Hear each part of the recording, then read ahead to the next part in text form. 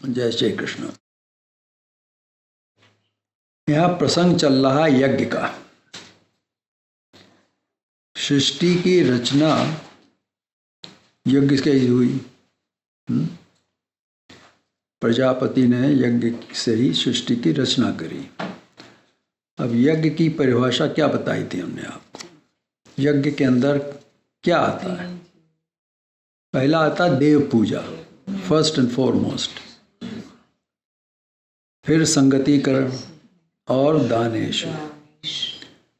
तो पहले शुरू करने के लिए उस परमात्मा को याद करना होता है जिसने ये सब सृष्टि रची, और अकेले नहीं, सबके साथ मिल करके और सबके साथ मिलजुल करके करना।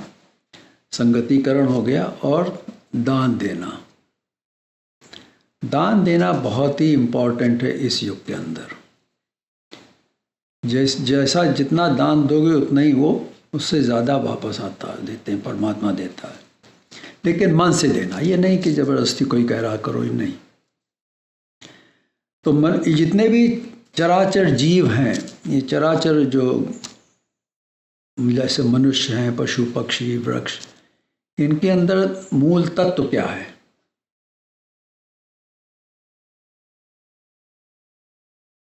मूल तत्व जीव है। वो शरीर के इसीलिए बना, जीव के लिए बनाया गया। क्यों बनाया गया? जिससे जीव आकर के कर्म करे। संसार की रचना इसीलिए हुई कि जीव संसार में आकर के, मनुष्य के रूप में आकर के कर्म करे। अब उसके कर्म करने के लिए उसको सामग्री दी गई, उसको मन दिया गया, बुद्धि दी गई, चित्त, सब कुछ दिया गया उसको। अब उसको ये नहीं पता है उसका उन सब चीज़ों का प्रयोग कैसे करना है। सब इंस्ट्रूमेंट तो मिल गए, लेकिन उनका प्रयोग कैसे करना है। तो गलत प्रयोग कर बैठता, उससे गलत कर्म हो जाता है, और गलत कर्म होने से फिर वो गलत गति में चला जाता है। जहाँ ये जानकारी मिलेगी कि इसको कैसे ही प्रयोग लाना, मन को कैसे प्रयोग में लाना, बुद्धि को कैसे प्रयोग में लाना है, चित्त, ये सब हाथ पैर को कैसे प्रयोग में लाना है, ये सब आता है ज्ञान में। अब ज्ञान भी दो तरह के हैं। एक है ईश्वर का ज्ञान और दूसरा है देवताओं का ज्ञान। तो देवताओं का ज्ञान जो है वो वेदों में है। तो जितनी भी वैदिक धर्म है, ये सब देवताओं के धर्म पर चलते हैं।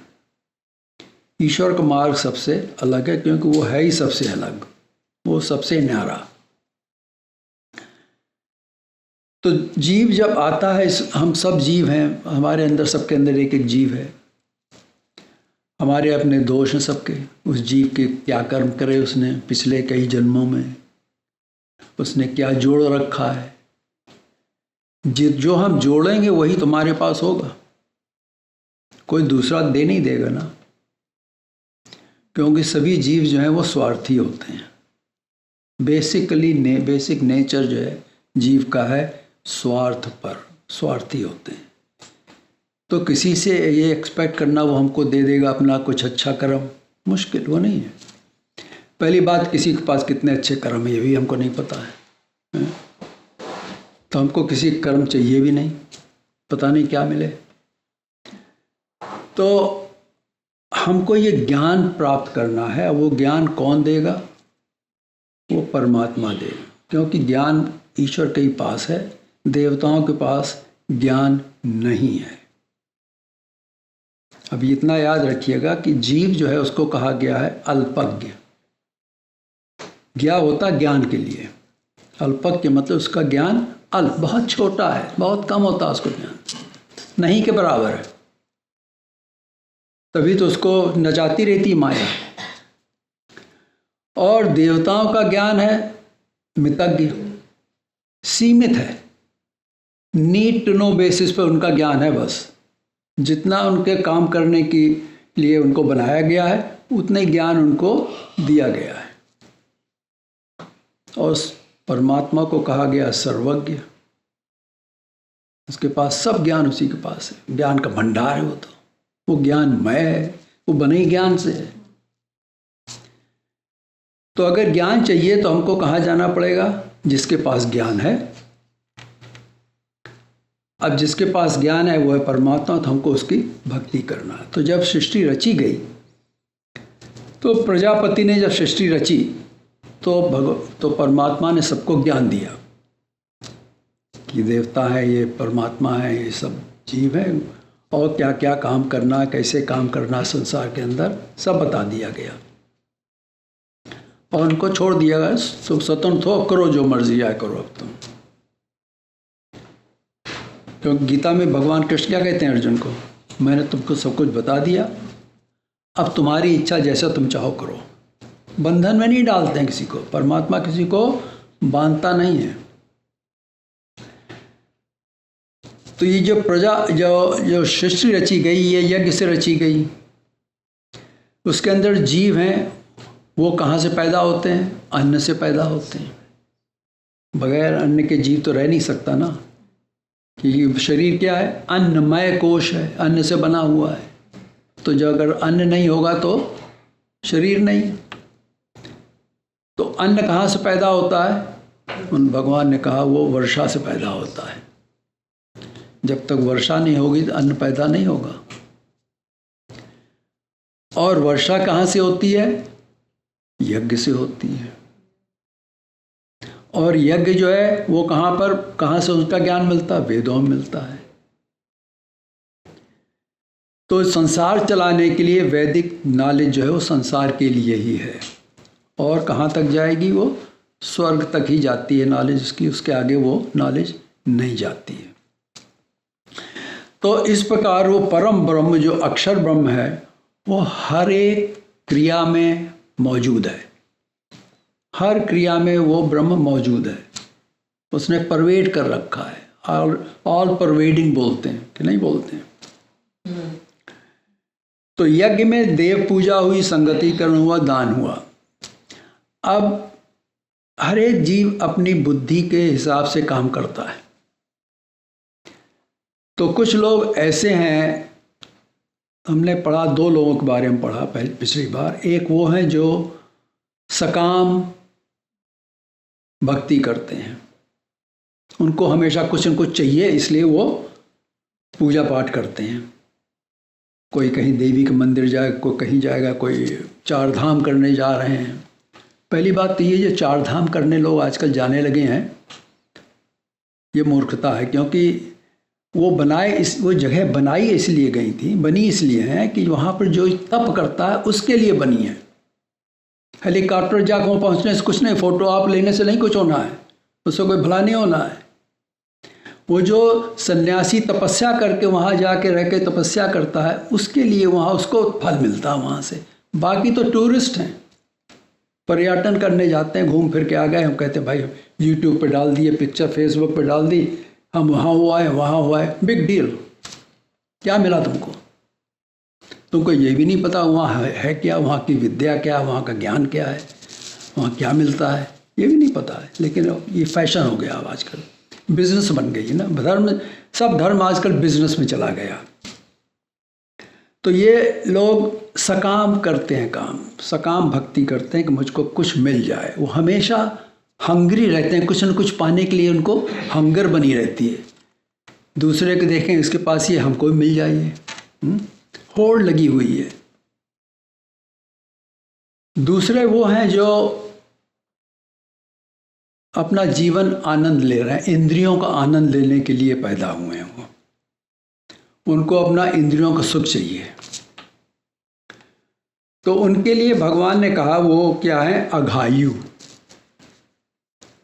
अघ मतलब पाप, उनकी आयु पाप की आयु जी रहे हैं। वो जो इंद्रिय सुख में लगे हुए हैं सुबह शाम तक, वो कहाँ पहुँचेंगे? अधोगति होगी उनकी। वो पाप आयु जी रहे हैं। क्योंकि इंद्रियां जो हैं ऐसी चीज़ हैं जिनको कभी भी तृप्त नहीं किया जा सकता है। तो ये अब तीन तरह के लोग भगवान ने बताए। तो पहले वो थे जो सकाम भक्ति करते हैं, और कुछ उसमें से निष्काम भी करते हैं, देवताओं की भक्ति करते हैं ये। और दूसरे जो हैं वो संसार में व्यर्थ का जीवन जी रहे हैं, उनका केवल इंद्रिय भोग करना ही उनका एकमात्र उद्देश्य है। तो अंतकाल तक उनकी यही भावना रहती है कि भोग करें, भोग करें। ऐसे व्यक्तियों का इस संसार में कोई ध्येय नहीं होता है, कोई ऑब्जेक्टिव नहीं होता है। उनका केवल ऑब्जेक्टिव है इंद्रिय सुख पाना। ये व्यक्ति अपने पिछले जन्म की करी हुई कमाई का भोग कर रहे हैं, बस आगे का कुछ नहीं बना रहे हैं। गीता में अर्जुन भी कमाई कर रहा था, जिसे वो अगले जन्म में उसको मिलेगा। तो ये हो गए दो तरह के लोग। पहले क्या थे? जो सकाम भक्ति करते हैं देवताओं की, उनको जो फल मिल गया उसी में खुश रहते हैं, उसी में चलते रहते हैं, वो संसार में आते जाते रहेंगे। दूसरे जो हैं वो अपने इंद्रिय भोग में लगे रहते हैं सुबह शाम तक। आज ये गाना सुनना है, आज ये नाचने जाना, यहाँ पार्टी में जाना, ये करना, सब करते, खाते पीते रहते हैं। और जो तीसरे लोग हैं वो अगले श्लोक में उनके लिए भगवान बता रहे हैं। यस्त्वात्मरतिरेव स्यात् आत्मतृप्तश्च मानवः आत्मन्येव च सन्तुष्टः तस्य कार्यं न विद्यते। तो हम लेते हैं तीसरे प्रकार के व्यक्ति। ये वो व्यक्ति हैं जो निष्काम कर्म करते हैं। अब निष्काम कर्म कहाँ होगा, किसके लिए होगा? परमात्मा के लिए जो होता है वो निष्काम होता है, क्योंकि परमात्मा कोई कामना है ही नहीं। तो इस प्रकार के पुरुष संसार में कर्म करने की कोई इच्छा नहीं उनकी होती है, लेकिन फिर भी वो कर्म करते हैं। तो यह मानवा, परंतु जो मनुष्य आत्मरति एव अपनी आत्मा में ही आनंद लेता है। ये तीसरे तरह के लोग हैं। ये अपनी आत्मा में ही आनंद लेते हैं। उनकी जो रति कहते हैं आनंद को। रति है, इसको कहते हैं कामदेव की पत्नी का नाम रति है। तो रति और आनंद सिनोनिमस हैं एक तरह से। वे उसके अंदर ही अंदर आनंद लेते हैं, अपनी आत्मा के अंदर ही अंदर आनंद ले रहे हैं। उनकी रति कहाँ है? मिलती है उनको अपनी आत्मा में मिलती है रति उनको। जिसे बाहर आनंद नहीं लेना होता है, उनको बाहर कोई आनंद लेने की जरूरत ही नहीं पड़ती, वो अपने में खुश हैं। संसार के अन्य लोग, उनके लिए आनंद का सोर्स जो उनका आनंद का सोर्स है वो बाहर की कोई वस्तु होती है।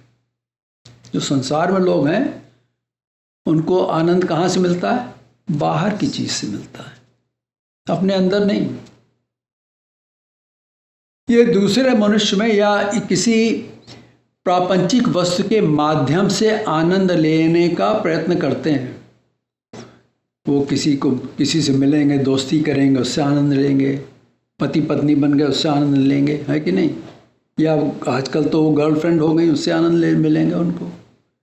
तो ये आनंद दूसरे किसी मनुष्य से या किसी जड़ पदार्थ से, कोई चीज़ कलेक्टिबल ले आए हैं, उसको बड़ा अच्छा लगता है, घर सजा दिया, उसमें आनंद ले रहे हैं। तो ये लोग इस तरह से आनंद लेते हैं। इनके आनंद का स्रोत जो होता है वो बाहर की चीज़ों में होता है। वो बाहर देखते रहते हैं हमेशा,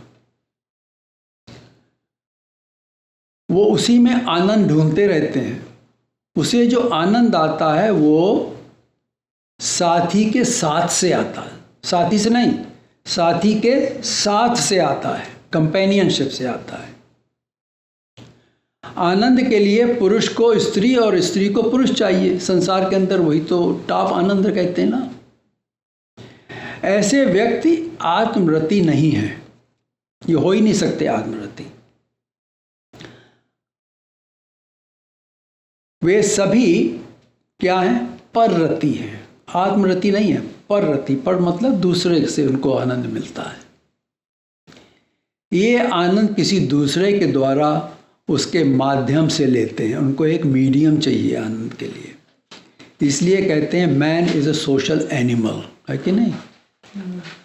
अगर आदमी को अकेला छोड़ दो तो वो रह ही नहीं सकता।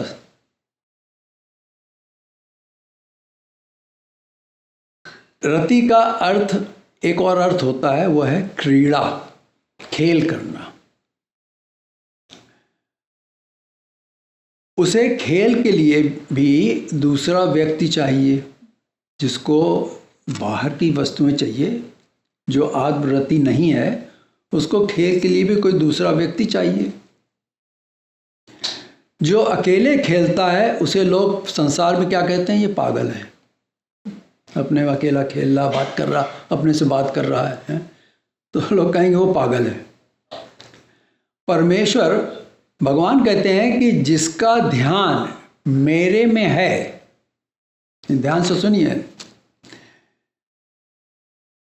वो इस संसार के लिए पागल की तरह होता है। तो भगवान कहते हैं कि जिसका ध्यान मेरे में है वो इस संसार के लिए क्या है? पागल है। और जो संसार के लिए बड़ा समर्थवान है वो हमारे लिए बेकार आदमी है, क्योंकि हमारे पास आएगा नहीं, वो संसार में ही लगा रहेगा। तो यहाँ कहते हैं यस्तु आत्मरति एवस्य, जिसको अपने में ही आनंद आ रहा है, ऐसा व्यक्ति क्रीड़ा करता है, खेल करता है, परंतु किसके साथ? अपनी आत्मा के साथ खेलता है।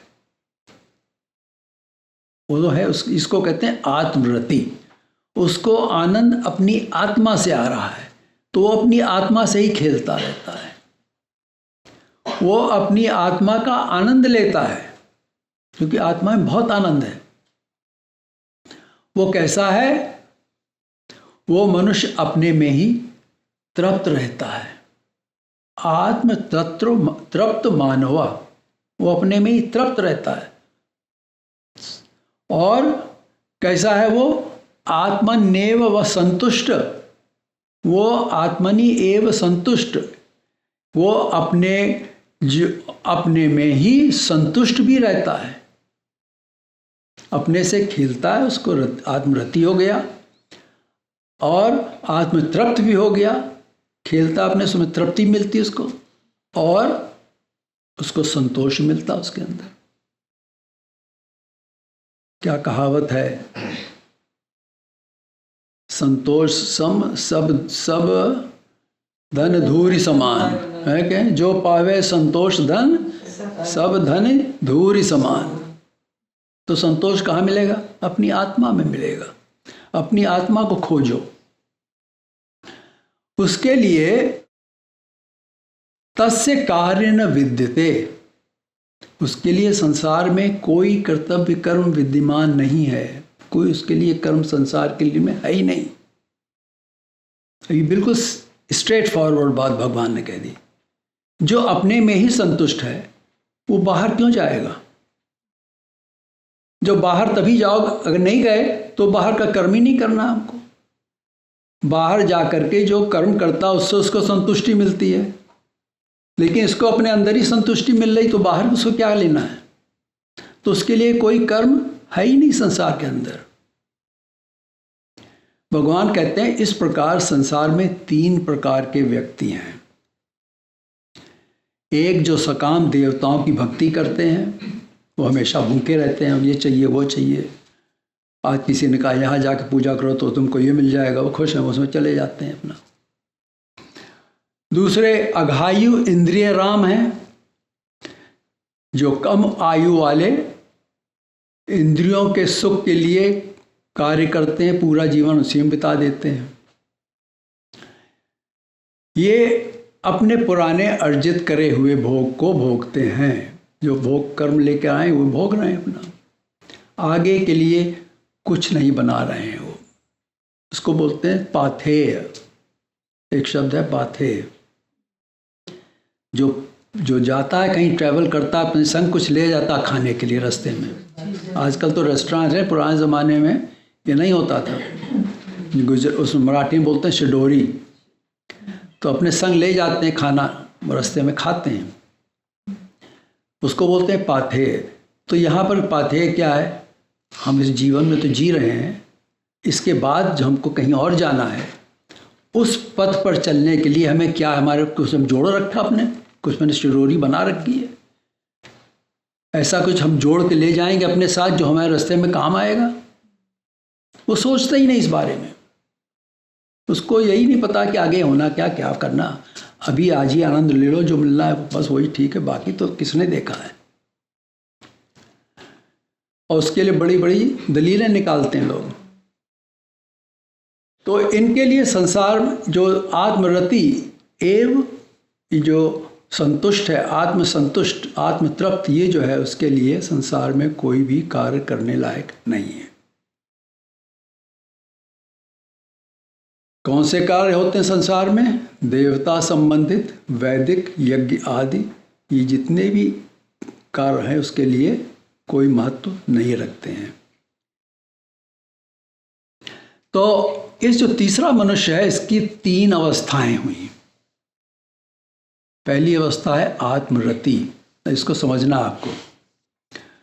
दूसरी है आत्मतृप्त, और तीसरी अवस्था है आत्मसंतुष्ट।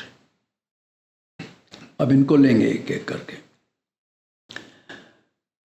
चक्रधर महाराज ने बताया कि ब्रह्म, इस शास्त्र में कहा कि उन्होंने कहा कि पहले मनुष्य को शब्दों के द्वारा ज्ञान दिया जाता है।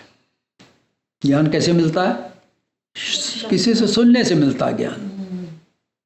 कोई मीडियम होता है जिसके थ्रू परमात्मा ज्ञान देता है, तो शब्दों से ज्ञान दिया जाता है।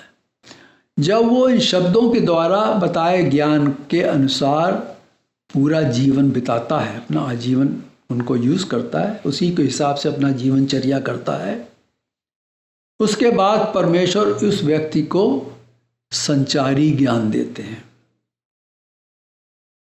शब्द से तो कान सुन लिया, मन में समझ में आ गई, सब हो गया। उसके बाद जब योग्यता बन जाती है, सुनते सुनते जीवन में उसको ढाला हमने उस चीज़ को, है पूरे जीवन उसी हिसाब से रहे हम, जो कहा गया ज्ञान के अंदर। तो उसके बाद एक ज्ञान का संचार करते हैं परमात्मा। संचार के मतलब इन्फ्यूज़ कर देते हैं। आँखों से आपने देखा, मूवी में देखते हैं ना, आँखों से पावर देखते हैं, ये पावर ज्ञान होता है।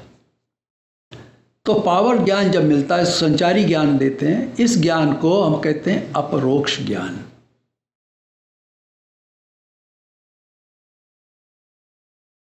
इस अवस्था में उस व्यक्ति को अपने आप में आनंद आता है, क्योंकि वो अपने अंदर उस परमात्मा की एक झांवली सी मूर्ति देखता है। कैसा है परमात्मा? उसको परमात्मा थोड़ा थोड़ा दिखाई देने लगता है,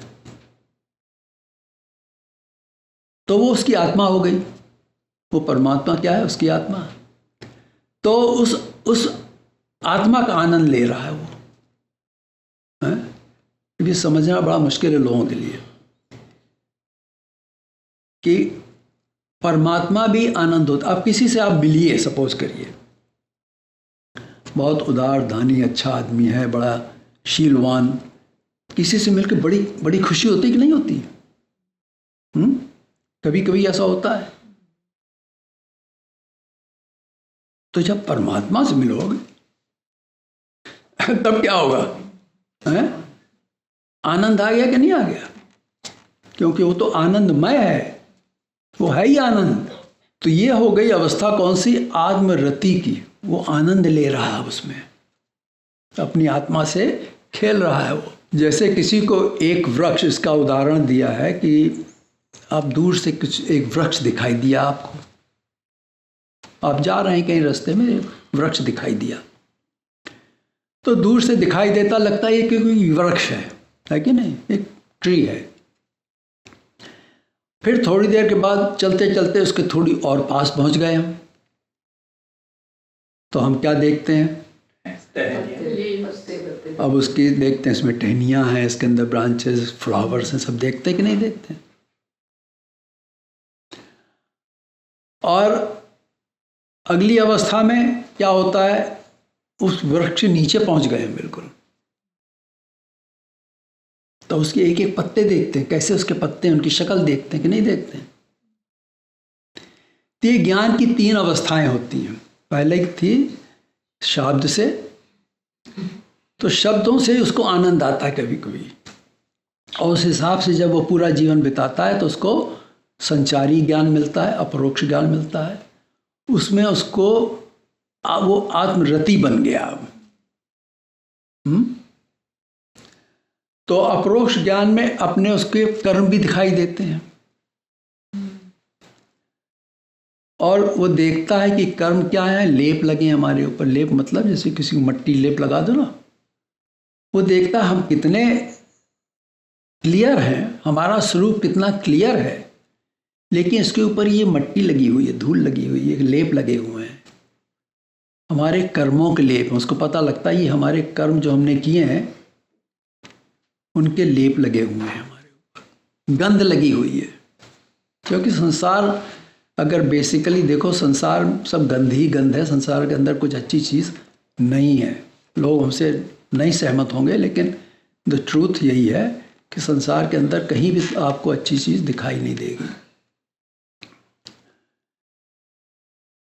तो इन लोगों को अपने स्फटिक स्वरूप की अशुद्धता की तरह ये देखता है, और वो उनका क्षालन करता है। क्षालन मतलब धोता है, साफ करता है। फिर ये उसका खेल है। परमात्मा इसको शक्ति देता है कि तुम उसको सफा करो, तो खेल करता अपने आत्मा से, अपने स्वरूप को धो रहा है, साफ कर रहा है, कर्म को हटा रहा है, निकाल रहा है सब। यही उसका प्रयत्न होता है। ये कर्म लेपों का क्षालन करना उसके लिए एक प्रकार से खेल हो गया, क्योंकि इसे करने की शक्ति परमात्मा से आ रही, उसको किसी बाहर की शक्ति की जरूरत नहीं है। जिसमें उसका ध्यान लगा हुआ, उसके ध्यान कहाँ लगा है, वो परमात्मा ईश्वर में लगा। वो देख रहा है ईश्वर को, झांवला झांवला देख रहा है कहाँ ईश्वर है, और उससे शक्ति आ रही है। जैसे कि इलेक्ट्रिसिटी कंडक्ट होती ना, तो अगर कोई उसमें कोई ऑब्स्ट्रक्शन नहीं तो करंट एकदम से जाता कि नहीं जाता। लेकिन इसके अंदर थोड़ा सा ऑब्स्ट्रक्शन है तो करंट आ तो रहा है, लेकिन धीरे धीरे आ रहा है, लो वोल्टेज में आ रहा है, लेकिन उसको उसमें आनंद आ रहा है। उस शक्ति से वो क्या कर रहा है, इलेक्ट्रिसिटी क्या है, पावर तो है कि नहीं है कि नहीं। तो इलेक्ट्रिसिटी से हम काम करते हैं। उस तरह से इसके अंदर ये जो शक्ति आ रही है, इससे क्या कर रहा है, ये अपने कर्मों को अपने स्वरूप से धो रहा है, निकाल रहा है, साफ कर रहा है। वो अपने को देख रहा है हम कितने साफ होते जा रहे हैं हम, और उसमें उसको आनंद आता है, और वो उसका खेल है। ये व्यक्त हुआ वो जो कहता है कि मेरा आनंद न जाए। वो नहीं जाना कहता है कि वो सोचता है आनंद हमारा ये जाए ना, इतना आनंद आ रहा है कि उसको जाने की उसकी इच्छा नहीं, कहीं जाए ना भाई, ये छोड़ के न चला जाए हमको। ये व्यक्त हुआ जो कहता है कि मेरा आनंद जाए ना, उसमें लगा रहता है ध्यान, उसका करता रहता और करता रहता है। वो तो आनंद बढ़ता रहता है, परंतु अभी उसे प्रयत्न करना है। ये पुरुष अपरोक्ष ज्ञानी कहलाता है। अब आता है आत्मतृप्त। ये क्या था, आत्मरति। रति को हमने आपको क्या बताया, खेल खेलता है। इसका खेल क्या है, अपने कर्मों को धोना, साफ करना अपने स्वरूप को। हाथ गंदा हो गया तो धोएं, इसको जरा साफ करें। और उसकी शक्ति कहाँ से आ रही है? परमात्मा से आ रही है। वो परमात्मा को देख रहा है और परमात्मा को शक्ति दे रहे हैं। आपने कभी महाभारत देखी हो तो उसके अंदर जब भगवान कृष्ण का रूप दिखाते हैं उसके अंदर से लाइट निकलती कि नहीं निकलती? ये कोई खेल नहीं, ये मिथ्या नहीं है, ऐसा होता है। अब आता है आत्मतृप्त मानव। वो मानव जो आत्मतृप्त है, ये तो आत्मरति था, खेल रहा था, उसको आनंद आ रहा है। ये पुरुष सामान्य ज्ञान की अवस्था में स्थित है। अब इसको अगले लेवल का ज्ञान दे दिया गया। जब इसने अपना अपरोक्ष ज्ञान को पूरा कर लिया तो इसको अगला ज्ञान दिया जाता है, ऊपर उठाया जाता है परमात्मा और ऊपर अपने पास लाते हैं।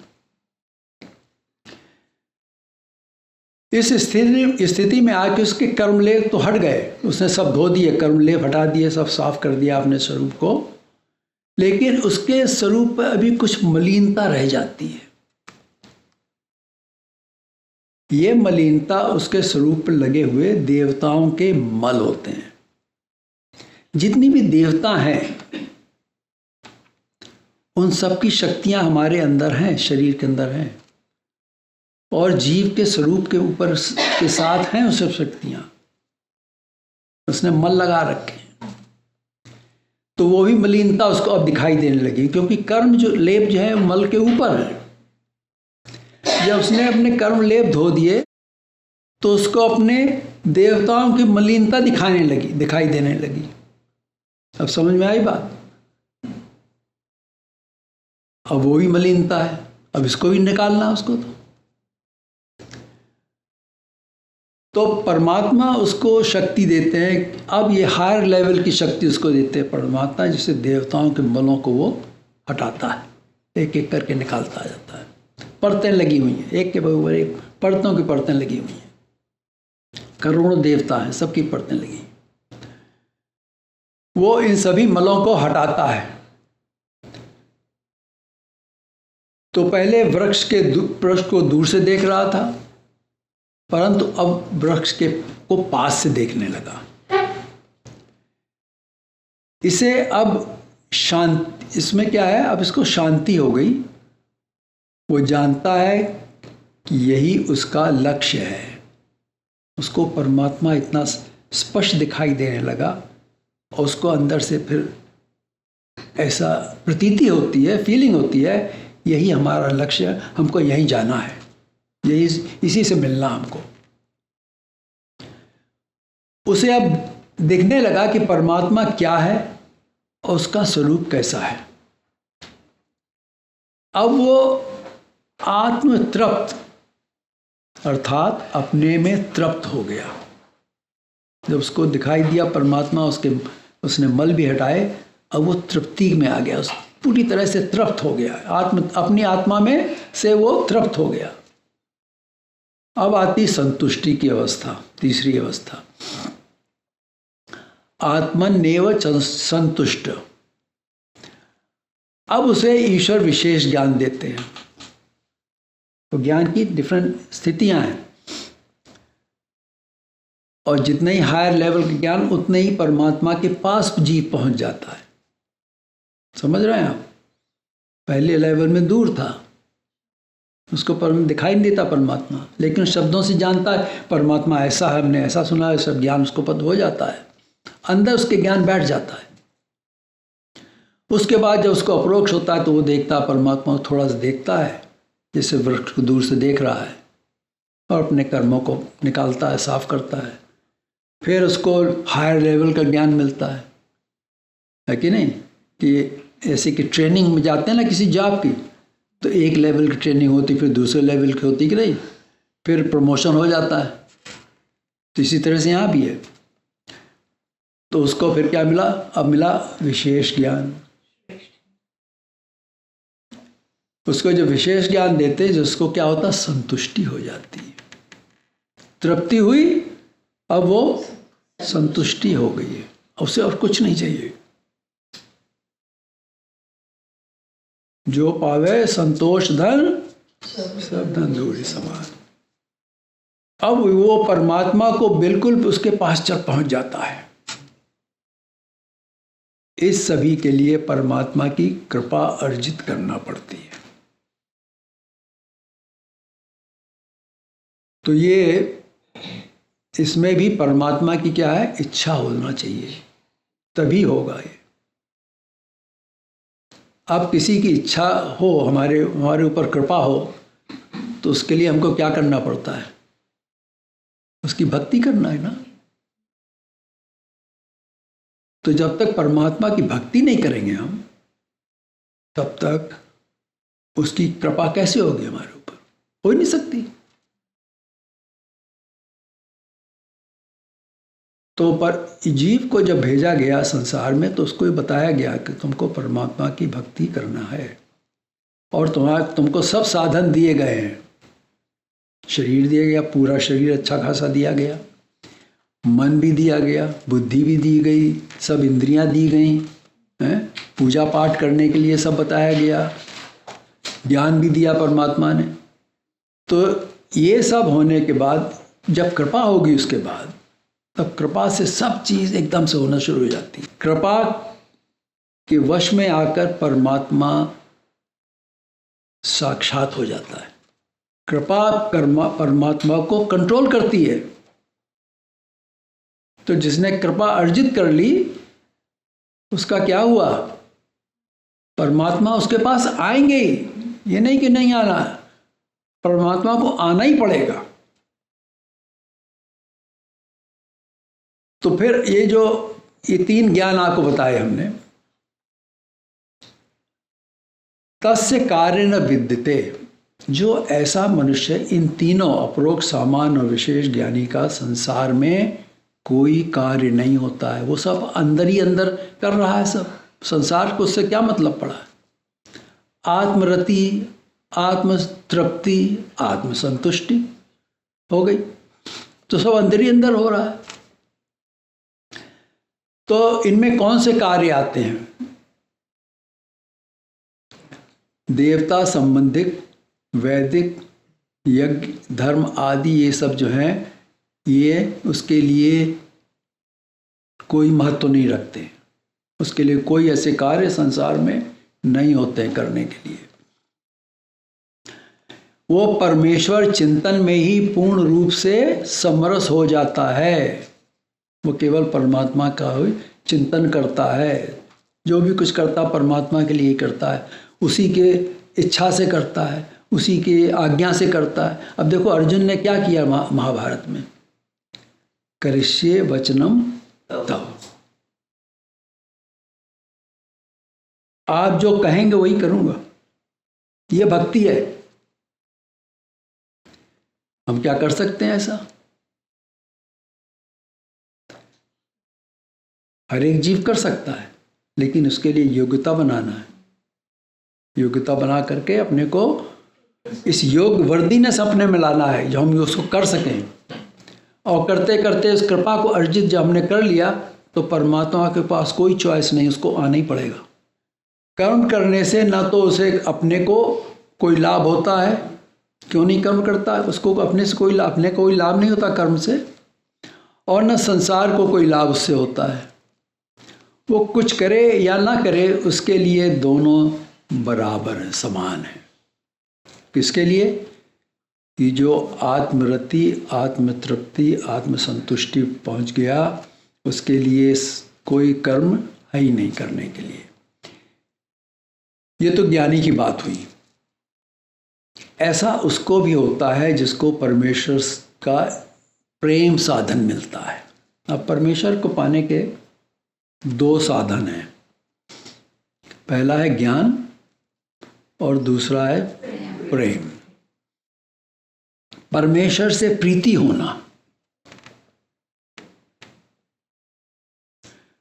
जिनको प्रेम साधन मिलता है उनको भी संसार में कुछ कर्म करने की आवश्यकता नहीं होती है। उनके कुछ ऐसे कर्म होते हैं पिछले जन्म के, कि परमात्मा उनको आकर के स्वयं आकर के व्यक्त होकर के उनको प्रेम का साधन संचार करता है। और जिसको ये मिल जाता है उसको कुछ करना ही नहीं पड़ता, उसके सब काम, जैसे हमने ज्ञान के बारे में पढ़ा 3 लेवल ज्ञान के, आत्मरति, आत्म तृप्ति, आत्म संतुष्टि। तो एक था अपशाब्द ज्ञान, एक अपरोक्ष सामान्य ज्ञान, विशेष ज्ञान पहुंच गए। तो इसको क्या होता है, इसको ये कुछ करना ही नहीं पड़ता है, इसको परमात्मा से प्रीति हो गई। ज्ञानी को प्रीति नहीं होती, ज्ञानी देख रहा है उसको, वो कुछ काम कर रहा है, लेकिन इसको कुछ काम करना ही नहीं पड़ता है, पर सब परमात्मा ही इसके सब काम कर देते हैं। वो अगर कोई कर्म करता भी है तो वो अकर्म हो जाता है। अब अकर्म जानते हैं, ऐसा कर्म जो न किए कर्म के बराबर हो गया, फल की आशा के बिना, न किए कर्म के तरह हो गया, जैसे कुछ कर्म किए ही नहीं। ये किनको मिला, इनको आपको उदाहरण देते हैं। उद्धव को मिला, भगवान कृष्ण से उद्धव देव को प्रेम मिला था। तो उद्धव देव को परमात्मा का स्वरूप दिखाई देता था। तो भगवान कृष्ण ने उनको भेजा कि जा करके तुम गोपियों को समझाओ कि ब्रह्म एक है, एक परमात्मा है, उनको ज्ञान दो जा करके। तो चले, थोड़ी दूर जाते थे और उनको स्वरूप नहीं दिखाई देता था, तो फिर लौट आते थे भगवान के पास, क्योंकि बिना जो परमात्मा अवतार है उसके बिना ये प्रेमी रह ही नहीं सकता है, जी नहीं सकता है। तो ये जाते थोड़ी दूर और फिर वापस आ जाते थे, फिर जाए फिर वापस आ जाए। तब भगवान कृष्ण ने इनको क्या दिया, अपरोक्ष ज्ञान दिया, जिससे उनको वो स्वरूप दिखाई देता रहे, लगातार दिखाई देता रहे। यही एक एग्जाम्पल है पूरे शास्त्रों में, जहाँ पर सदेही अपरोक्ष मिला, उसी देह में अपरोक्ष मिला, नहीं तो दूसरा जन्म लेना पड़ता है। और किसको प्रेम दिया, रुक्मिणी माता को प्रेम दिया, कुंती को भी प्रेम साधन दिया भगवान कृष्ण ने। तीन के उदाहरण हैं। इनमें रुक्मिणी माता को जो साधन मिला उसे कहते हैं विषय प्रेम, वो उनकी पत्नी बन करके आई। उसकी कहानी बता चुके हैं आपको, ये कैसे हुआ। ये अलग प्रकार का प्रेम होता है, जो विषय प्रेम में बिल्कुल अलग तरह का प्रेम होता है। कुंती माता और उद्धव देव को जो प्रेम मिला वो भक्त रूपी प्रेम था।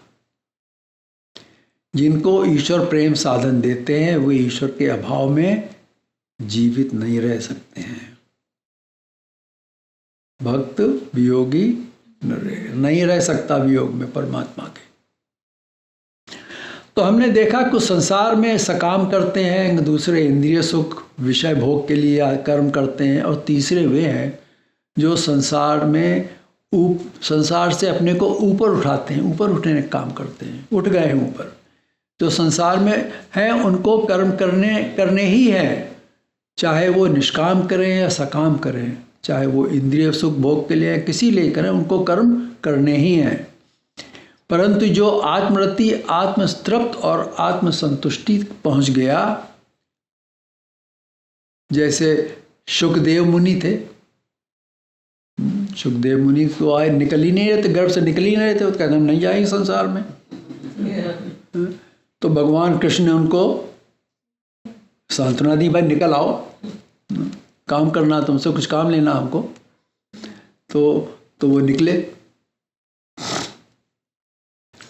तो वो संसार से ऐसे लोग मुक्त हो जाते हैं, संसार में रहते हुए भी वो अलग रहते हैं। इनको कबीर, गुरु नानक देव ने इन्होंने कहा मरजीवा। मरजीवा शब्द इन्होंने यूज किया इसके लिए। ये संसार में जी तो रहे हैं लेकिन जैसे मरे हुए जी रहे हैं, कुछ करते ही नहीं है। हैं? इसको कहा मरजीवा। जो ऐसी स्थिति तक पहुंच गए हैं वे संसार के लिए मरे हुए के समान हैं। अब अगले श्लोक में इस व्यक्ति के लिए के प्रति कह रहे हैं, ऐसे पुरुष के लिए, ऐसा जो पुरुष है उसके लिए बता रहे हैं क्या करता है उसको।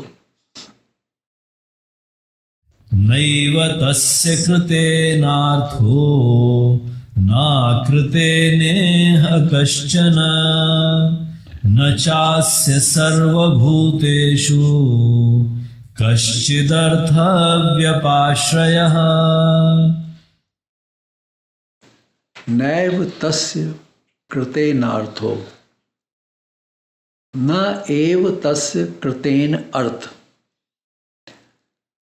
न तो उसके कर्म करने का कोई अर्थ प्रयोजन है। किसका? ये जो तीसरा पुरुष है उसकी बात हो रही है। वो पहले दो तो बेकार, उनका कोई मतलब नहीं है, वो तो आते जाते रहेंगे संसार के अंदर। तो तीसरा पुरुष, उसके लिए कर्म करने का कोई प्रयोजन नहीं है, कोई उसकी जरूरत ही नहीं, अर्थ नहीं है। न कृतनेह कश्चन न अकृतेन इह कश्चन। न इस विश्व में उसके कर्म न करने का कोई प्रयोजन रहता है। पहला क्या बताया? न कर्म करने का रहता है और न कर्म न करने का रहता है। करे चाहे न करे कोई फर्क नहीं पड़ता है।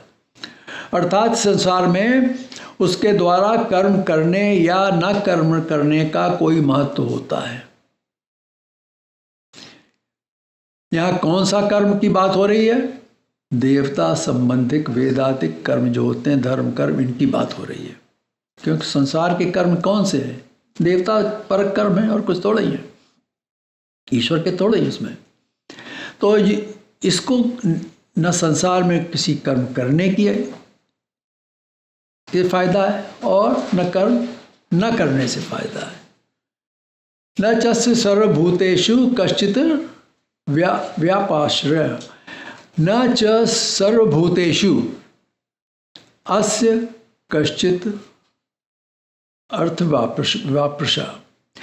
न ही संपूर्ण प्राणियों में किसी में भी इसका किंचित मात्र कोई भी स्वार्थ का संबंध नहीं होता है।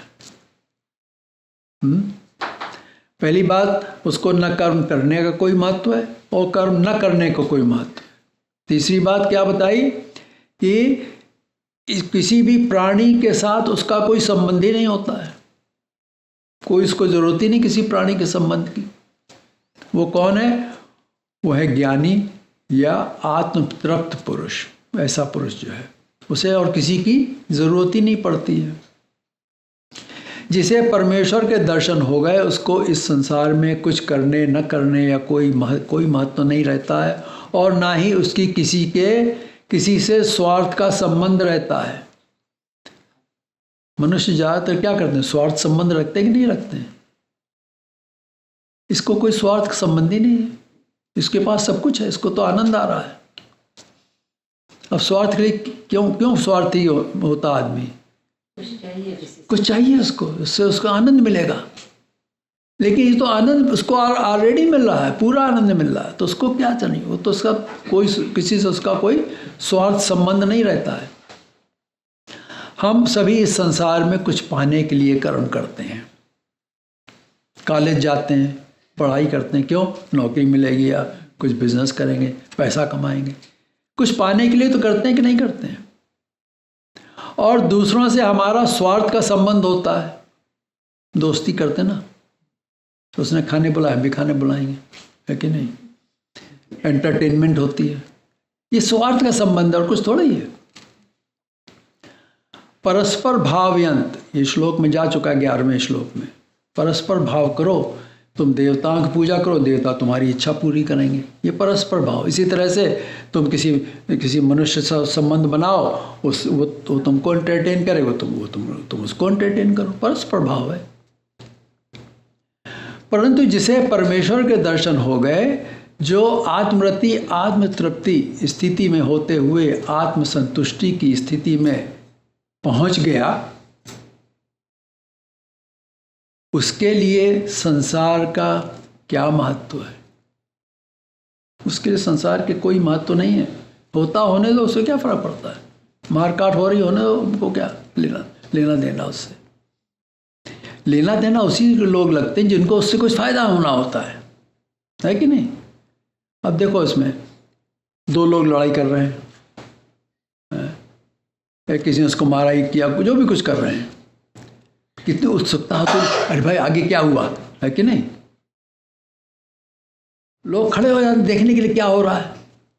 तो उनको क्या, उसको आनंद आ रहा कि नहीं आ रहा? वो उनका क्या स्वार्थ है पूरा हो रहा है उसमें, तभी खड़े होते हैं, नहीं तो नहीं खड़े होंगे वहाँ पर। तो ऐसी स्थिति तक वो पहुँच सकता है जहाँ पर उसको किसी की आवश्यकता नहीं पड़ती है। जिसने निस्वार्थ भाव से ईश्वर के योग में आकर कर्म करें, वही पहुँचता वहाँ तक। ऐसा मनुष्य जब साधना कर रहा होता है, उसको संसार की किसी वस्तु की आवश्यकता होती ही नहीं। उसके लिए भगवान कहते हैं कि वो तुम मुझसे मांगो। हैं? अगर तुम्हें कुछ चाहिए तो तुम्हें किसी से मांगना नहीं, न किसी मनुष्य, न किसी देवता, किसी ने, तुम मुझसे डायरेक्टली मांगो। भगवान कहते हैं मैं दूंगा तुमको। तुमको किसी देवता या मनुष्य का सहारा लेने की कोई आवश्यकता नहीं है। इस मनुष्य को न पुण्य और न पाप कर्म होते हैं। जब किसी का सहारा लेते हैं तो उससे क्या होगा? पुण्य पाप कर्म होते कि नहीं होते हैं? गिव एंड टेक होता है। तो किसी को अच्छा लगा, अरे इसने हमको इतना ही दिया, हमने उसको इतना दिया था, हैं? तो ये होता कि नहीं होता है? लेकिन परमात्मा क्या, वो तो दे ही रहा है, उसको लेना कुछ नहीं। उसको तो हमारी भक्ति चाहिए, उसमें तो संतुष्ट रहता है।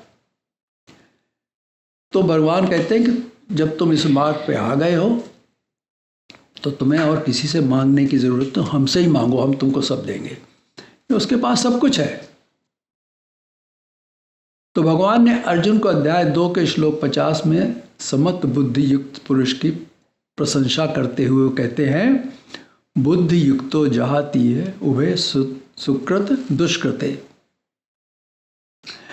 कि समबुद्धि युक्त पुरुष पुण्य और पाप दोनों को इस लोक में त्याग देता है,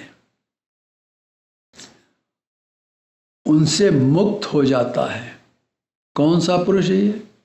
जिसकी समबुद्धि है। अब देखो, एक शब्द है सम और दूसरा है विषम। सम मतलब बराबर, जैसे लेवल हेडेड पर्सन होता है ना, उसकी क्या है? सम बुद्धि है उसकी, वो बराबर से देखता सबको, ऊंचा नीचा नहीं देखता है। विषम जो है वो ऊंचा नीचा देखता है, ये छोटा वो बड़ा, ये सब उसके मन के अंदर ऐसी स्थिति हो जाती है।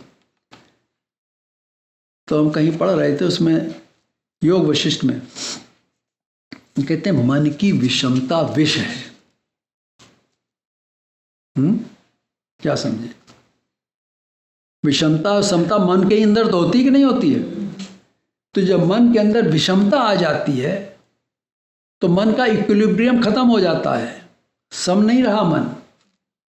वो क्या करता है? जीव के लिए वो विष है, जहर है तुम्हारे लिए। इसलिए क्या करो? सम बुद्धि रखो। यहाँ भगवान क्या कहते हैं? बुद्धि युक्त तो जहाती है उभय सुकृत दुष्कृत है। तो ये समयोग ही कर्मों में कुशलता है। जब कोई भी कर्म करें संसार के अंदर, उसको सम बुद्धि से करेंगे अगर हम, तो वो कुशल कर्म हो, कुशलता से होगा कर्म। नहीं तो कर्म कुशलता नहीं होगी उसमें। तो यहाँ इस पुरुष को संसार में कुछ करने और न करने का कोई महत्व है नहीं। इसको जो आत्मतृप्त हो गया, आत्मसंतुष्ट हो गया है। ये प्रश्न यहीं पर समाप्त नहीं होता है। अब प्रश्न उठता है कि जो व्यक्ति इस मार्ग पर अभी पहुंचा नहीं, वो इस मार्ग पर कैसे पहुंचेगा। कौन सा मार्ग? परमेश्वर का। परमेश्वर का मार्ग कैसे पहुंचेगा। सवाल उठता है कि नहीं उठता है? जो नहीं है वो पूछेगा भाई कैसे पहुंचे हम। रास्ता बताओ किधर जाने का, रास्ता कौन सा है, ऑरलैंडो जाने की कौन सा सड़क लेनी, ये सब है कि नहीं। उसको मैप चाहिए।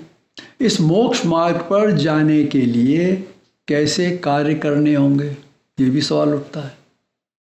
कैसे हम कार्य कर्म होना चाहिए जिससे हम उस मोक्ष मार्ग पर चढ़ तो सकें पहले हम। ये जो संसार में रहने के लिए सकाम भक्ति कर रहे हैं या जो इंद्रिय सुख के लिए कार्य कर रहे हैं, उनको क्या करना है जिससे वे भी मोक्ष मार्ग पर आ जाएं। ये पहले दो पुरुष थे, याद है ना, 3 पुरुष बताए गए। जो पहले 2 पुरुष, उनको क्या करना है जिससे कि वो भी जैसे तीसरे पुरुष के मार्ग पर आ जाएं, परमात्मा के मार्ग पर आ जाएं। इसके लिए भगवान ने अर्जुन से कहा कि जिस अवस्था में तू रहता है वहां से मोक्ष मार्ग पर जाने के लिए तुमको कर्म करना पड़ेगा।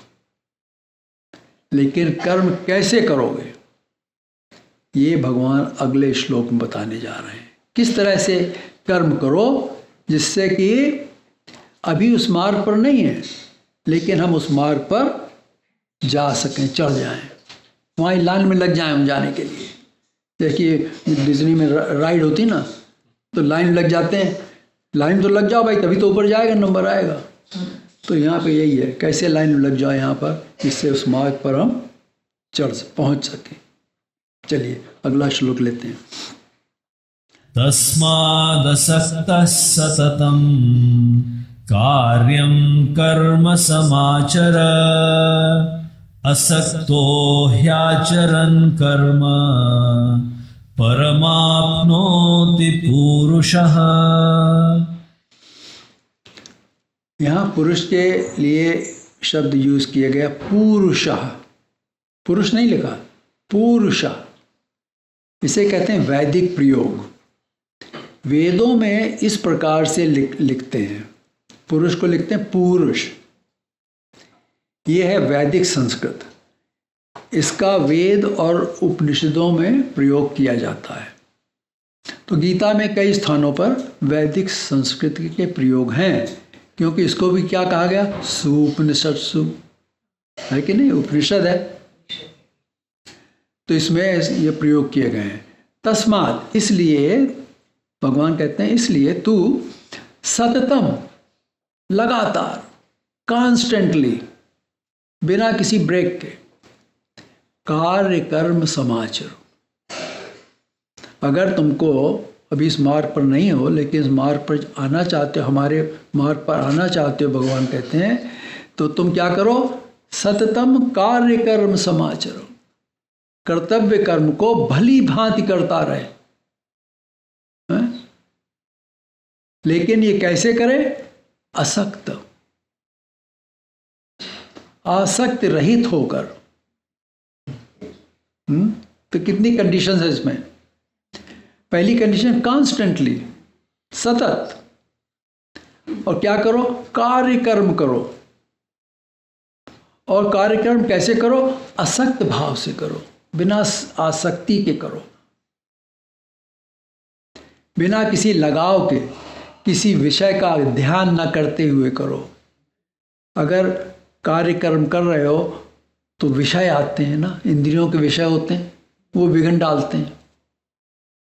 तो उनसे अलग रहो, उनको मत आने दो सामने। अगर विषय में चले गए तो मन विचलित हो जाएगा, तो उससे क्या होगा, कार्य कर्म नहीं होगा। कर्म तो हो गया लेकिन कार्य कर्म नहीं हुआ। यहां भगवान ने अर्जुन को आदेश दिया कि तू लगातार आसक्त रहित होकर कार्य कर्म करता जा। किस प्रकार का कर्म, कार्यम, करने योग। कार्य कर्म कौन सा है, जो करने योग्य कर्म होता है।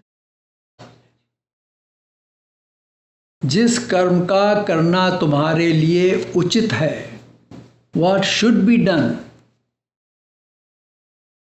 जो कार्य कर्म नहीं है उसे कहेंगे अकार्य कर्म, अनुचित कर्म। मराठी में कहते हैं करणीय और अकरणीय। करणीय मतलब जो करने लायक कर्म है, अकरणीय जो करने लायक कर्म नहीं है। संस्कृत में कार्य का अर्थ होता है करने योग्य। हिंदी में कार्य का मतलब कुछ करना, लेकिन संस्कृत में कार्य का मतलब है करने योग्य। कार्य कर्म, करने योग्य कर्म करो। कैसे करो? सतत और बिना किसी आसक्ति के करो। कार्य कर्म वो है जो ईश्वर के निमित्त करे जाते हैं, वो कार्य कर्म है। अब समझ में आई बात? क्योंकि जीव के ये शरीर, मनुष्य शरीर दिया ही गया, ईश्वर की भक्ति के लिए दिया गया है। तो अगर तुम इस मार्ग पर आना चाहते हो, भगवान कहते हैं, तो मेरी भक्ति करना पड़ेगी, तभी तुम्हारी योग्यता बनेगी, तब तुम इस मार्ग पर आओगे। क्योंकि बिना ईश्वर की कृपा के कोई ईश्वर के मार्ग पर आ ही नहीं सकता है। तो क्या करो? कार्य कर्म करो, सतत करो और बिना आसक्ति के करो। आसक्ति किसमें होती है? संसार की चीजों में होती है आसक्ति, तो नहीं है कि नहीं? तो अगर संसार की चीजों में आसक्ति हो गई तो कार्य में विघ्न आ जाएगा, मन कहीं और भटक जाएगा, तो कार्य सतत हुआ नहीं। सतत नहीं हुआ कि नहीं हुआ? सतत तभी होगा जब आसक्ति नहीं होगी। ये समझो इसको आप। कार्य कर्म, करने योग्य कर्म सतत लगातार करते रहो। अगर आसक्ति हो गई किसी चीज में तो ध्यान बट गया, तो सतत नहीं हुआ। फिर समझ में आई बात? तो जब भगवान के लिए कार्य करोगे तो उसमें तो बड़ी लगन के साथ करना पड़ता है। लगन से करो, उसको प्रेम से करो। उदाहरण के लिए जैसे कोई अतिथि आता है तो घर को बहुत साफ करते हैं कि नहीं करते हैं? अरे भाई, लोग आ रहे हैं, मेहमान आ रहे हैं, घर को सफाई कर दो, चमकाते हैं हर चीज को। अच्छा भोजन बनाते हैं, खाएगा उसको खुश होगा, वाहवाही करेगा हमारी। फिर तो जब भगवान के लिए कार्य करेंगे तो उसमें तो बड़ी लगन और अच्छी तरह से तैयारी करेंगे। भगवान के लिए भोजन बनाएंगे तो बड़ा स्वादिष्ट भोजन बनाएंगे, ये तो भगवान के लिए बन रहा है। वो झूठा नहीं होना चाहिए, बर्तन भी साफ होना चाहिए, बड़े इच्छा से प्रेम से बनाएंगे उसको। पकवान बनाए जाते हैं, कितने 56 भोग लगाते हैं कि नहीं लगाते हैं भगवान कृष्ण के लिए। पुराने समय में भारतीय सभ्यता के अनुसार भोजन पकाने की एक पद्धति हुआ करती थी, आज से बहुत अलग। जब खाना बनाते थे तो नहा करके, ये नहीं कि जहाँ मर्जी है बनाने लगे खाना, सो के उठे खाना पकाने लगे। नहा करके एक स्पेशल धोती पहनते थी औरतें, वो उसी के लिए होती धोती, स्पेशली फॉर दैट पर्पस। इसी काम के लिए इस धोती को समर्पित करते थे, डेडिकेटेड धोती होती थी। ये सब पवित्रता के लिए समर्पित होकर करते थे। बिल्कुल भाव, पवित्र भाव होना चाहिए। भारत की संस्कृति में कांसे के बर्तनों को बड़ा ऊंचा मानते हैं। मांस और मदिरा तो बिल्कुल अपवित्र होता है, म्लेच्छ का खाना होता है ये तो भगवान ने स्पष्ट रूप से बता दिया कि साधक को कार्यक्रम करने चाहिए। साधक कौन है? जो साधना कर रहा है परमात्मा के मार्ग पर जाने के लिए, साधक है। तो साधक होता है और साध्य होता है। जहाँ जाना है साधक को, वो क्या है? उसका साध्य है। और जो कर रहा है वो उसका साधन है। साधन, साधक, साधन और साध्य, तीन चीजें हो गई। साधक साधन करके साध्य तक पहुंचता है। तो यहां पर भगवान कृष्ण कहते हैं कि साधक को कार्य कर्म करने चाहिए। कार्य पद के द्वारा भगवान ने बताया कि अगर कर्मयोगी एक गृहस्थ है तो उसको गृहस्थ आश्रम के अनुसार, अपने अधिकार के अनुसार 4 वर्ण, ब्राह्मण क्षत्रिय वैश्य शूद्र, 4 वर्णों के कर्म करने चाहिए। जिस वर्ण में वो है वो कर्म उसको करना चाहिए, दूसरे का नहीं करना है। गृहस्थ में चाहे वो शूद्र भी हो, वो भी परमात्मा के मार्ग पर आ सकता है अगर वो अपना कार्यकर्म, अपना जो कुछ कर रहा है कार्यकर्म की तरह कर रहा है, परमात्मा के लिए कर रहा है, बड़ी शुद्धता से बड़े प्रेम से कर रहा है, वो भी आ सकता है।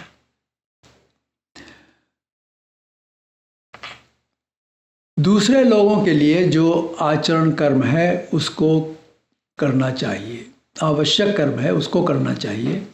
परमेश्वर के द्वारा रची वर्ण आश्रम व्यवस्था का पालन करना अनिवार्य है।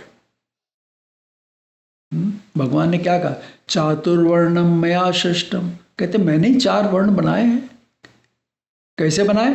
गुण कर्म विभाग, गुण और कर्मों के विभाग से हमने 4 वर्ण बनाए हैं।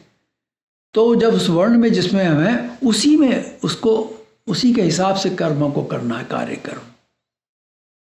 ये नहीं कि हमको ब्राह्मण होकर हम करेंगे ना, ब्राह्मण हो गए तो ब्राह्मण ठीक है अपना, क्षत्रिय वो क्षत्रिय है, जो वैश्य जो क्षत्रिय वो वैश्य बन सकता है आगे जा करके, है कि नहीं? ब्राह्मण शूद्र का काम भी करता है, कभी कभी नौकरी में करना पड़ता है उसको। तो इसमें कोई अंतर नहीं है। भगवान ने कहा मैंने 4 वर्ण बना दिए गुण कर्म के विभाग से, डिवीजन ऑफ गुण और कर्म, लेकिन ये सब बराबर, हमारे लिए सब बराबर हैं। कोई भी हमारे मार्ग पर आ सकता है अगर वो इसको फॉलो करेगा। और प्रत्येक व्यक्ति को देश और काल की परिस्थिति कैसी ये भी देख करके उस स्थिति में किस कर्म को करने से अधिक श्रेय प्राप्त हो उन कर्मों को करना चाहिए। देश और काल जहाँ पर हैं हम, और समय कैसा है, समय का मतलब नहीं डे लाइट है, नहीं, क्या हो रहा आजकल की पद्धति क्या है, समाज की क्या व्यवस्था है, उस हिसाब से हमको कार्य करना है। किसी में दखल नहीं देना, उसको किसी को चेंज नहीं करना है, समझ रहे हैं आप? हम जैसी व्यवस्था उस इसमें हम हैं उसी में रहते हुए अपने ही वर्ण के हिसाब से हमको वो कार्य कर्म करना है। अगर हम उसमें चेंज लाएंगे तो क्या हो गया? हमने उसमें दखल दिया, उसमें हमारा स्वार्थ हो गया, उसमें क्या आसक्ति बन गई। लेकिन कर्म कैसे करना? अनासक्त हो करके सतत कार्यकर्म करना है। तो भंग हो गई कि न साधना? तो ये समझने की बहुत ज़रूरत है। यहाँ कार्यकर्म का विशेषण, कर्म का विशेषण है कार्यकर्म, विशेषण मतलब एडजेक्टिव। तो कर्म का विशेषण है कार्यकर्म, और कर्म कैसे करें उसके लिए विधि बताई गई कि अनासक्त भाव से, अर्थात उन किसी भी कर्म में कोई कामना मत रखो।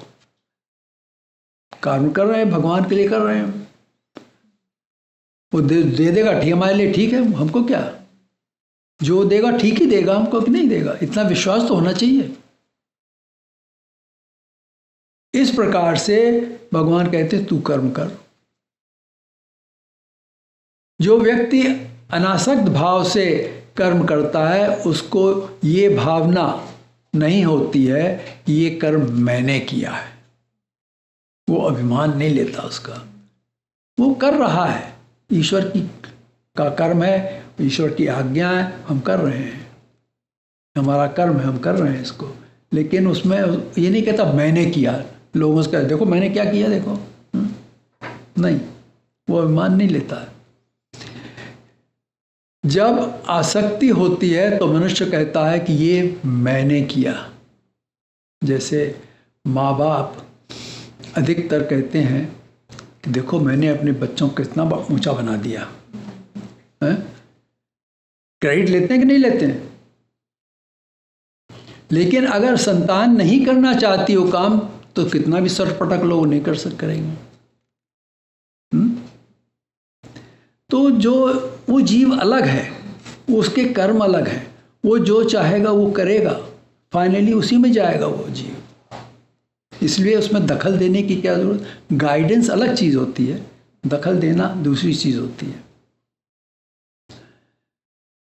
ये भगवान यहाँ कहते हैं कि तू कर्म में आसक्ति मत दिखा, पर कर्म लगातार सतत कर।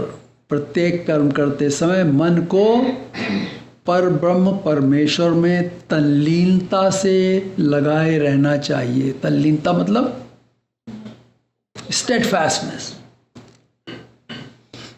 ये नहीं कि मन बिखर जाए, इधर उधर चला जाए, नहीं। मनुष्य के लिए भगवान का उपदेश कार्य कर्म समाचर सर्वश्रेष्ठ और अत्यंत उपयोगी है। इसको याद रखना चाहिए। समाचर का मतलब जिसका आचरण बराबर है। सम आचरण, समाचरण। कैसे कर्म करो? समभाव से करो। विषमता क्या है बताइए हमने आपको? विष है, मन के लिए विष होता है। तो भगवान ये संकेत कर रहे हैं कि मनुष्य को यथा समय और अधिकार के अनुरूप अनासक्त भाव से कर्म करते रहना चाहिए। यथा समय, देश और काल को देखते हुए, और अनासक्त भाव से लगातार कार्यकर्म करना चाहिए, और उचित समय पर उसका त्याग भी कर देना चाहिए। अब ये इंपॉर्टेंट चीज़ है, इसको थोड़ा हम समझाना चाहते हैं। कोई बिजनेस खोलता है ना, तो पहली चीज़ वो क्या कहते हैं? How would you get rid of this business? अगर टाइम आया, how you unload this thing now, जिससे घाटा ना हो, है कि नहीं? तो जब कोई काम करो तो उसको कैसे त्यागेंगे हम, ये भी तो सोचना पड़ेगा। एग्जिट स्ट्रेटजी बोलते हैं, है कि नहीं? तो कोई भी कर्म शुरू करो तो पहले सोचो उसको कैसे हम त्यागेंगे, क्योंकि समय आने पर हमको त्याग करना ही पड़ेगा। कुछ भी कर्म कर रहे हो, शरीर भी है, इसको भी त्यागना ही पड़ेगा कि नहीं त्यागना पड़ेगा? अब उसको पकड़ के बैठे रहोगे, उससे कुछ थोड़ी होना है, वो तो चला जाएगा, अलग हो जाएगा। तो हर कर्म के लिए भगवान कहते हैं कि ये देखो कि उसको त्यागा कैसे जाए। नहीं तो आसक्ति बनी रहेगी कि नहीं बनी रहेगी? अनासक्त कैसे होगे? त्याग करके तो अनासक्त हो गए। तो ये त्यागना बड़ा कठिन काम होता है। गृहस्थ आश्रम का त्याग करने पर भी समय और अधिकार के अनुसार कुछ कर्म करने ही पड़ते हैं। अब देखो, गृहस्थ में चला गया। हिंदू धर्म के अंदर क्या है? ब्रह्मचर्य, गृहस्थ, वानप्रस्थ, संन्यास, 4 आश्रम है। इसीलिए इसको कहा गया वर्ण आश्रम धर्म, 4 वर्ण और 4 आश्रम। तो गृहस्थ में आ गए। ब्रह्मचर्य में क्या? पढ़ाई लिखाई करो, अपने को वर्दी बनाओ संसार में जाने के लिए। उसके बाद गृहस्थ, है कि नहीं? परिवार होगा, सब परिवार के काम करो, गृहस्थ आश्रम का काम करो, लेकिन उसको भी छोड़ना पड़ेगा। ये नहीं कि उसको तो ब्रह्मचर्य छोड़कर गृहस्थ में आ गए, अब गृहस्थ को भी छोड़ना पड़ेगा एक दिन। ये नहीं कि उसको पकड़े रहोगे 90 साल तब भी गृहस्थ बने बैठे रहोगे, नहीं। उसको छोड़ने का समय, उसकी एग्जिट स्ट्रेटजी बनाना पड़ेगी, कैसे छोड़ा जाए उसको, कब छोड़ेंगे। लेकिन ये करो कैसे? अधिकार, कैसा हमारा अधिकार है, अपने अधिकार को जानो, उस हिसाब से फॉलो करो। ये नहीं कि किसी और की नकल कर ली, नहीं, अपने अधिकार को जानो। इसलिए कर्म करते हुए भगवान का वचन कार्य कर्म समाचर सदैव ध्यान में रखने से कल्याण का मार्ग सुलभ होता है। सुलभ मतलब सु मतलब अच्छी तरह से, लाभ, लभ मतलब लाभ, लाभदायक होता है। अब जो अज्ञानी जन हैं उनके लिए भी कार्यक्रम समाचार ये वचन उपयोगी है, क्योंकि उनको ये वचन कहता है कि उनके कर्म देवताओं के साधन ही क्यों न हो, उनको शुभ कर्म ही करने चाहिए, क्योंकि उनके लिए देवताओं के जो शुभ कर्म हैं वही उनके लिए लाभदायक होंगे।